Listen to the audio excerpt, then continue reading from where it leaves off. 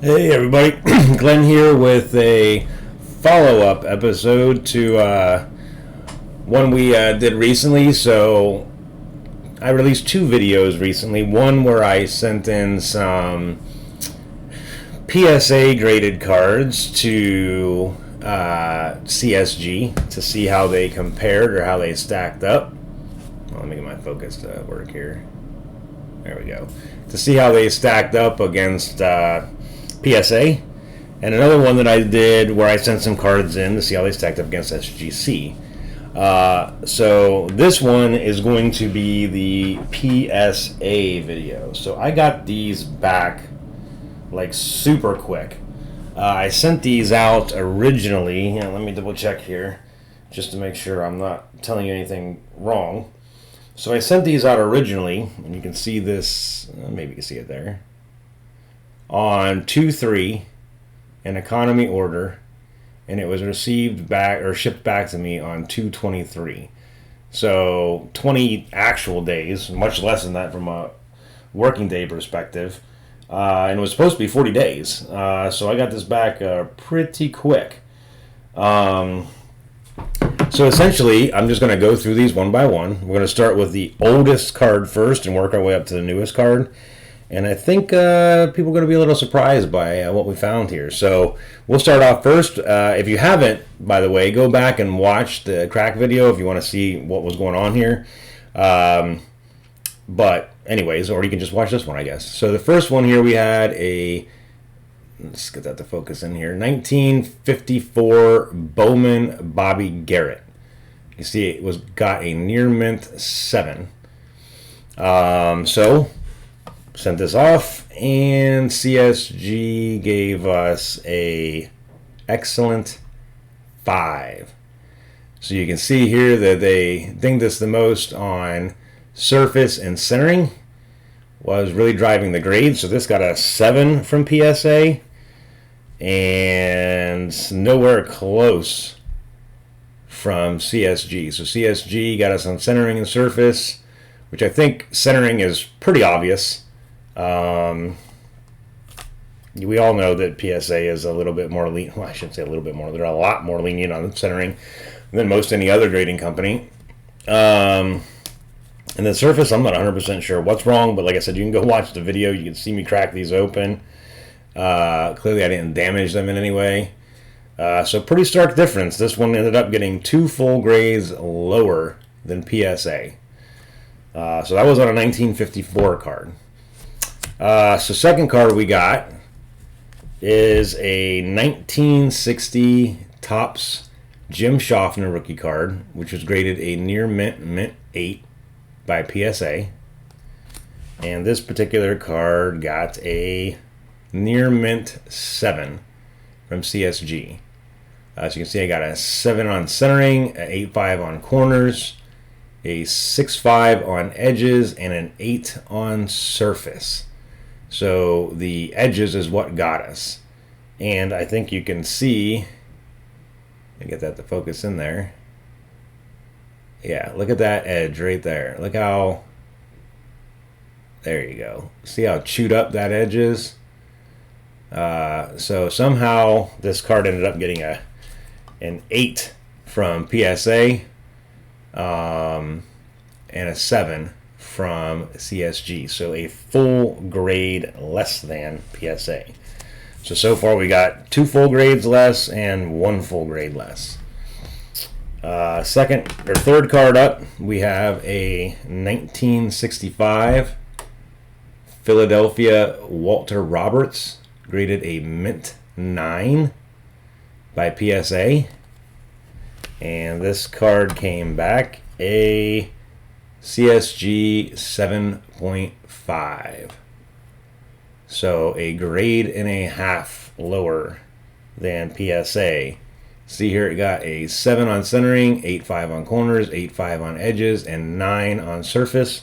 So centering is what got us, which again doesn't surprise me. So with PSA, anybody that takes the time to actually look at their criteria, they're very, very lenient on centering. So I guess it doesn't surprise me that this got a 9 on centering from PSA, or at least in the 8 Oh, I mean, it got a 9 overall, so you'd assume that from a subgrade perspective, it would have had to have gotten around the 9 on centering from PSA. It only got a 7 on centering here from CSG, which is what drove this grade down to a 7.5. So that's the first 3. Fourth card here, we have a, come on, focus in there, 1969 Topps Ernie Kellerman rookie, graded near mint 8 by PSA. And this card came back a CSG 6.5. So you can see here that it ended up getting a 8.5 on centering, an 8 on corners, a 6 on edges, and a 7.5 on surface.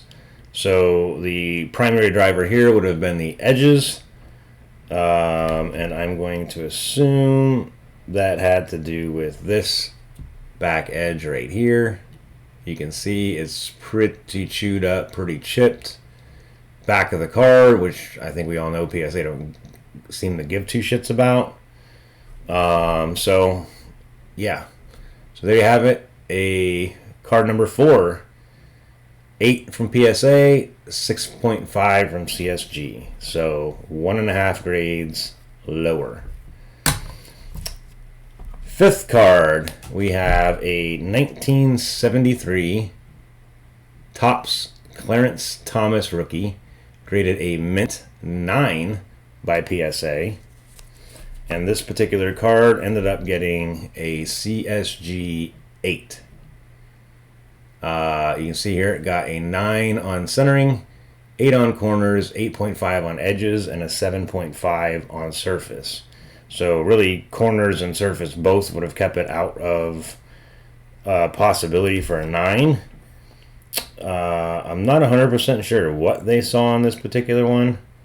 I know that if you look right there under the D in Cleveland, there's definitely like a wax stain or something going on right there. So I'm sure that's probably part of what led to the ding on surface. And I don't know if this little mark over here, this little print spot or whatever you want to call that, would have influenced it or not. You can kind of see there's something going on down there at the C. So yeah, overall, full grade less than PSA. Got a 9 from PSA, got an 8 from CSG. And then number 6, we have 1973 Topps. Come on. Dale Lindsay rookie card, graded near mint 8 by PSA. And this card got a near mint plus 7.5. So again, this one got an 8.5 on centering, 8 on corners, 8.5 on edges, and a 7 on surface. So the surface is what kept this from getting a 8 to match up to CSG. My guess is it's probably got to do with these. Come on, focus in there. Okay, so you can see that mark right there. Then you can see another one over here in the upper right. Then you got a couple little ones down here. Some more over here. So my guess is that's what drove this down. Now, I will go as far as to say I've been curious about how much CSG counts back centering. And judging by this got an 8.5 centering, which the front centering looks fairly good in my opinion. Maybe a little heavy on the right toward the left. Top to bottom, I think looks pretty good. Maybe a little heavy on the bottom. But the back is really bad. Like if you look at the back here, it's super thin on the right side here versus the left. So they must not be weighing it too ultra heavily, because if not, this thing would have got just demolished. So I think maybe the front centering is what's really driving the grade, but they really hold it to a different standard than most of the other graders. So this one got close. First one that's even been in the ballpark, really. Half a grade from what PSA gave it.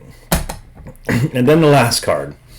So this last card, we have a 1989 Topps Traded Eric Metcalf rookie, which got a gem mint 10 from PSA. And CSG gave it a pristine 10. Come on, focus up. So you see I got a 10 on centering, 10 on corners, 10 on edges, 9.5 on surface for a pristine 10 overall. So the first card out of the entire batch that actually matched the PSA score, and in fact I would say it actually improved upon the PSA score. So, you know, overall I sent in 7 cards to PSA that I cracked from, I'm sorry, I sent them into CSG that I cracked from PSA slabs. Now, one person, from one perspective, you know, you finish on this and you can say, oh, wow, well, you got a pristine 10, which is better than a Gem Mint 10. So hard to get a 10 from CSG, blah, blah, blah. Well, here's the problem from my perspective. First of all, every other card in the stack, these other 6 cards, got significantly worse grades than they got from PSA. Now, I mean, you got Dale Lindsay coming in at minus a half grade, Clarence Scott coming in minus 1 full grade, Ernie Kellerman at 1.5 grades less, Walter Roberts at 1.5 grades less, Jim Schaffner at 1 full grade left, and Bobby Garrett at 2 full grades less. So what that tells me, I think pretty undisputably, is that PSA is extremely easy on, I would say, vintage cards. At least in comparison to CSG, because they're not even in the same ballpark. But then you could say, okay, well, this kind of counteracts that point, right? You get a pristine 10 when I only got a Gem Mint 10 from PSA. But this is kind of where the problem lies for me with PSA, is I think they're over grading or under grading, depending on your definition. They're grading too easily on a lot of these different cards. But then on a card like this, the problem is this card gets lumped in to a Gem Mint PSA 10 when it's actually better than that. So, I mean, how many cards out there have 60-40 front centering, 75-25 back centering, and are still getting Gem Mint PSA 10s, have issues with corners, issues with edges? But somebody is going to pay the same price for this from PSA as they would for one of those other cards that is significantly worse from a condition standpoint, just because they both say PSA 10 on them. So the downside of PSA having such a broad range Gem Mint 10 is that your really pristine, top of the line, highest quality cards like this one are getting lumped in to the same thing that for many other graders could be as low as a 8.5 or a 9. So, while I'm ecstatic that I got a pristine 10 on this, and I'm not overly ecstatic that I lost significant grades on these ones, it's hard for me to be upset with CSG because it clearly seems to be a trend with PSA. So if I bring this up, oops, give me a second to get rid of that. I mean, you can see here the overall results, you know, minus 1.5 grades, minus 2, minus a half, minus 1, minus 1, minus 1.5.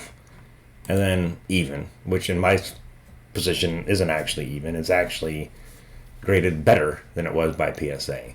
So, I mean, if you just look at the 7-card sample we took, you know, again, with cards ranging from 1954 all the way up to 1989. So we got a, 45-year stretch of product there, all clearly graded at different points in time, probably by different graders. And on average, PSA is grading, about 1 full grade higher than what CSG is grading on vintage cards. If I take the Metcalf out, you're looking at 1.25 grades higher than what CSG is doing. So, takeaway for me, guys, and obviously you guys are going to formulate your own opinions. Maybe this surprises some of you, maybe it doesn't. I've always kind of heard, as I listen to people in the industry and read stuff on these pages that everybody seems to think CSG is soft on vintage grading. I guess if that's the case, then PSA is like gelatin when it comes to grading vintage, because they are just giving. I mean, I bought 7 cards, nothing less than a 7 from PSA. I have, let's see, 1 PSA 7, 2, 3 PSA 8s, 2 PSA 9s, and a PSA 10. And I ended up with a PSA or a CSG 5, a CSG 6.5. Let's see, 1 PSA or 1 CSG 7, 2 CSG 7.5s, a CSG 8, and 1 pristine 10. So definitely, I mean, all you guys out there are probably going to see that's what you get for subbing with CSG. Now, not only are they worth less, but they're even worth, even if they were graded this from a PSA, they would be less. But then you put them in a CSG slab, and now they're worth even less. But I guess personally, I like the fact that CSG grades, like, I don't know, like, from my perspective, like a grader is supposed to grade. I don't think there should be an issue with grading correctly. And it seems like a lot of people kind of take offense to the fact that, you know, CSG actually has a strict standard. So anyways, I thought it was really interesting. I'm going to be doing another video after I get done with the CSG review, kind of just going over my particular stance on, you know, where the grading industry is and how it's going to change, or how it needs to change, in my opinion. But for now, we'll just leave it at this. Takeaway, at least in terms of vintage cards, you know, from this 45-year run for this particular 7-card lot, with the exception of either PSA is way over grading, or, well, again, grading too high quite frequently, and in some cases it's taking, you know, just superior cards and lumping them into a really generic broad category, which is the PSA 10. So there you have it, guys. If you like the content, please make sure you subscribe. Follow me on YouTube. Follow me on Facebook. I'm going to be doing another video here very soon, doing the reveal for the CSG order, which I already know the results, and I think that'll be a little less surprising, but maybe surprising to some people, again, who seem to think that CSG is too soft when it comes to vintage. So thanks for watching, guys, and I will see you next time.